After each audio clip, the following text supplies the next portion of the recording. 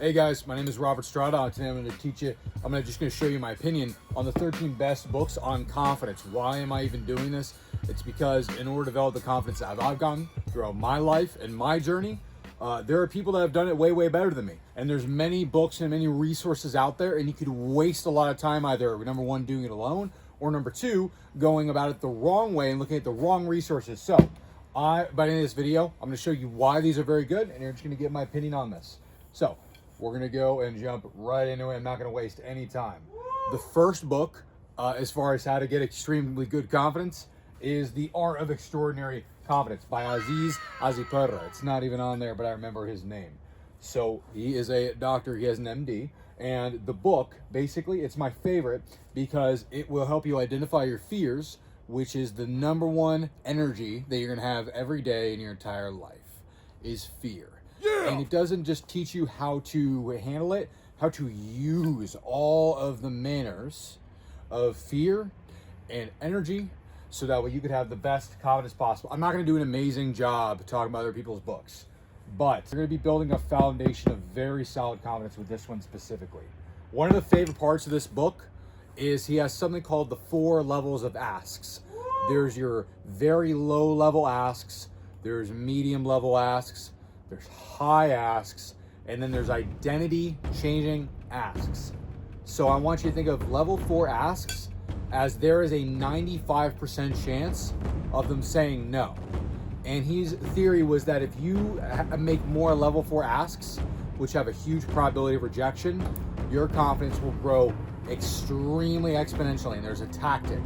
I'm talking about like asking Donald Trump to be on your podcast, asking Jennifer Lawrence to be your girlfriend, asking to get $1 million from a stranger. Like really, level 4 asks are like big baller energy. All right, I made an entire video of that. It's going to be either at the end or I'll link it at the top. All right, number 2, Awaken the Giant Within by Tony Robbins, a classic. It would be very weird if I didn't even put it in there. Honestly, I would be remiss and irresponsible if I didn't.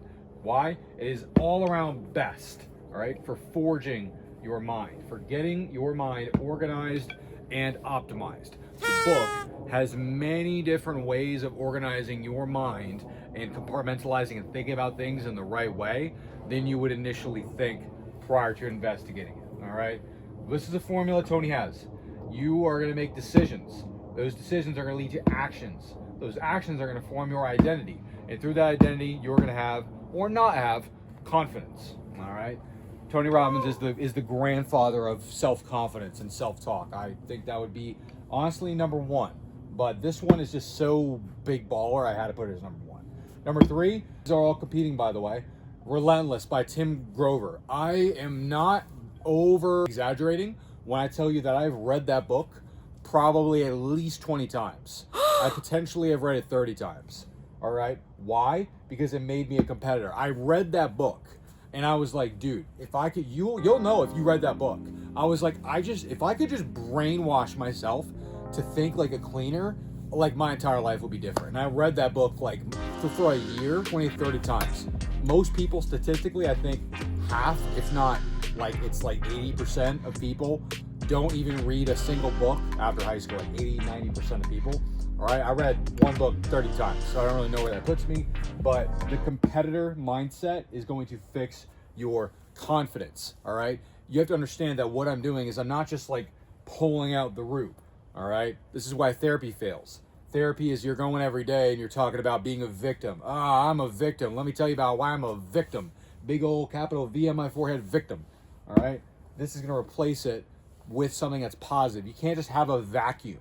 Otherwise, the fear and the insecurity and the negativity, which is naturally evolutionary program inside of you, it is not who you are. It is just evolutionary programming. Don't shit on yourself, all right, is going to come flooding right back if you don't replace it, all right? No one will ever hold me to a higher standard than I will. That is a core theme in Relentless, and I love it.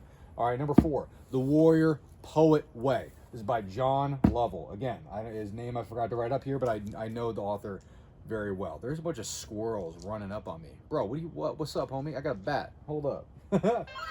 Why am I choosing The Warrior Poet Way to put on here? Because this is very important for when you have the, I want to say inner battle between 2 versions of yourself.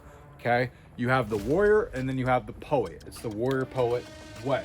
It is a man who's stricken between two personalities, two parts of himself, all right? It will solve the inner conflict.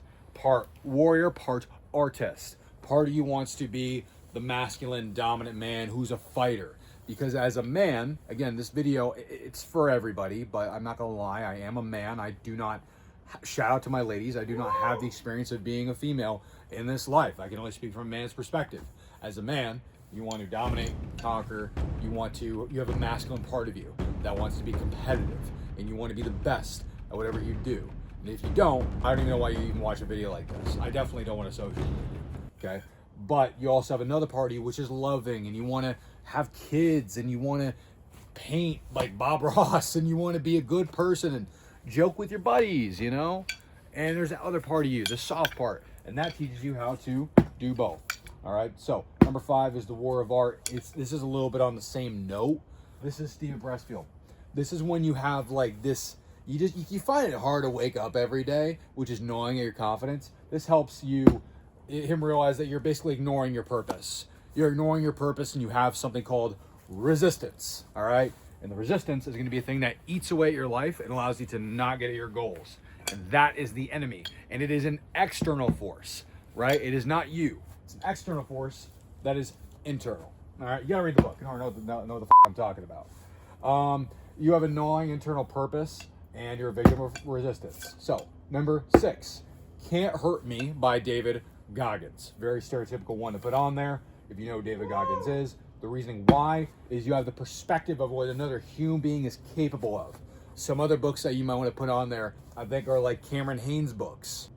Endurance by Ernest Shackleton. You know, you need to just have a perspective of what other people are capable of, because through doing these extreme things, I guarantee you David Goggins has probably higher confidence than everybody else. Is it because he was naturally born with it? No, it's because he put himself through such horrible circumstances and came out on top through testing himself. Inside of everyone is a monster of potential, should underline potential, that needs to be brought out, all right? And knowing what you are capable of equals massive confidence.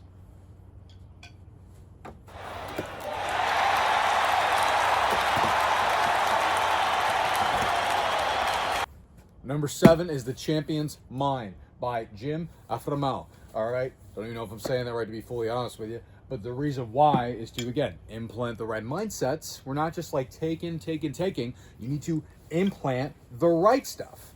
If you're not just, you can't just be a vacuum. You will naturally gravitate towards something, right? So we're going to follow the most confident examples that already exist in order to be confident. You don't need to reinvent the wheel. The wheel has already been invented. It is round. It's got a rim on the inside. It's made of rubber. We don't need to make a wheel out of goat skin and freaking paper, okay? You don't need to figure it out on your own, dude. Somebody's already done it, and you got better things to do. So just follow someone else's example, and then you can implement it. You can implement those mentalities that you learn about, and then you can practice it. All right. Number 8 is The Art of Impossible by Stephen Kotler. All right. Why?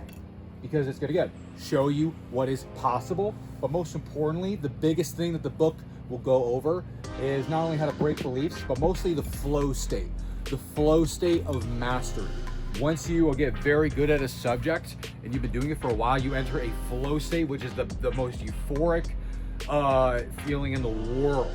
And that leads to extraordinary confidence to a level that many few can even fathom or have ever experienced in their lifetime. Okay, number 9, grit. Angela Duckworth. Why grit is going to be the number 1 indicator of success. He who can outlast the other will naturally have more success. I think I wrote it on there, indicator of success. It's number 1 indicator of success, and success, if you have it, is going to equal you're going to be confident because you have proof. You have proof of your worth, of your ability to produce and do stuff. Whatever your definition of success is, leads to confidence. Alex Hormozi, if it's worth anything, notes that this is a very important book to read.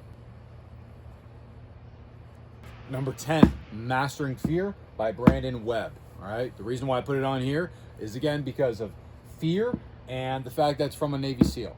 All right, Navy SEAL, actually, let's start one thing at a time. Fear. Fear is an energy. It is an energy that you have. You have many different emotions within you. You have fear. You have unsureness. You have anger. You have purpose and pride. You have all these emotions going through you on a daily basis. And if you could take all the energy which you already have, understand it, not fight it, and then flow it into the direction of your goals, I mean, there's not like anything you can't conquer. One of those energies is going to be boredom, grit, all right? Like tough that you're going to go through. Fear is a massive part of your life. You're going to learn how to transfer the energy.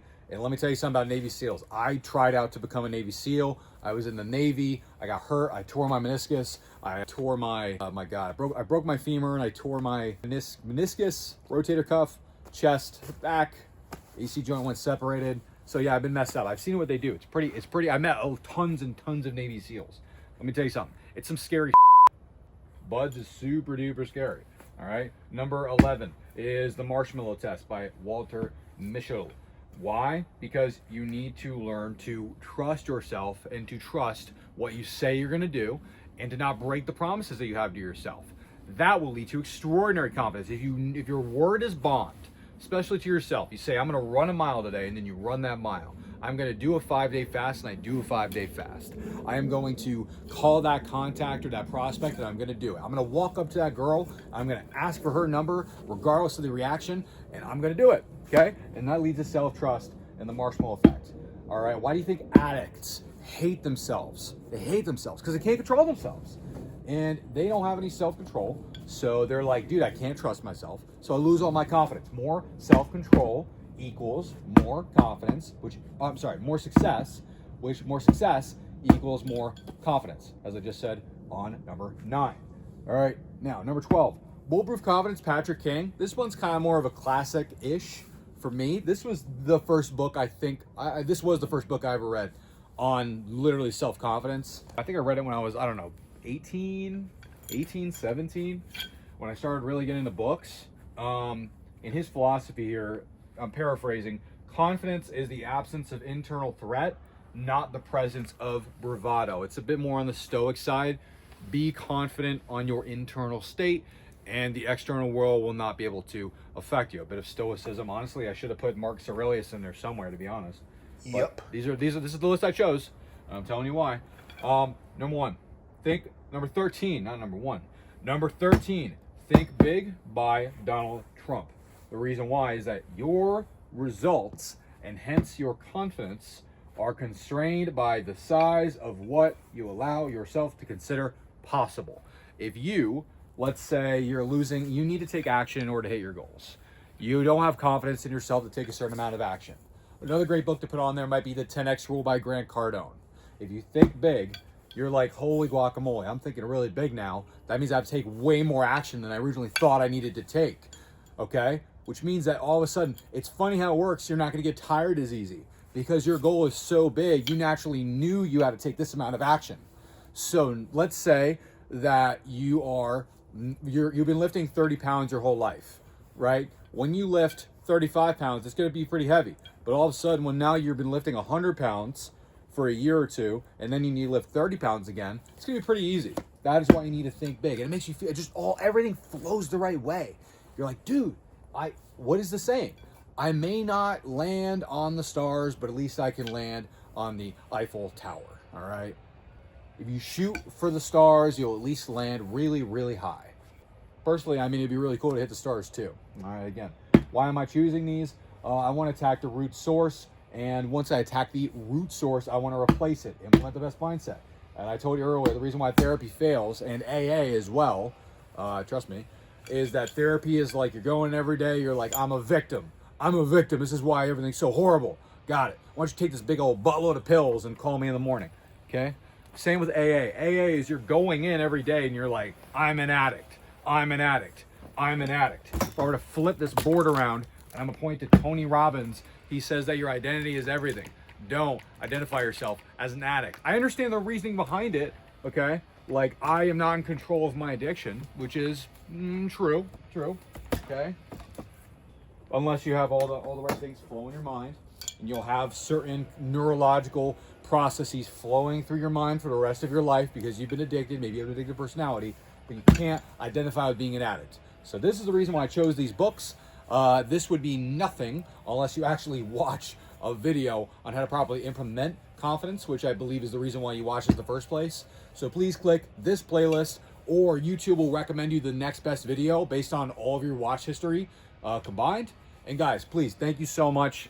Thank you to my mentors. Please leave a comment. You can debate. You can leave me, tell me a better book I should have left here. Leave a comment. Thank you so much. I'd be nothing without you guys.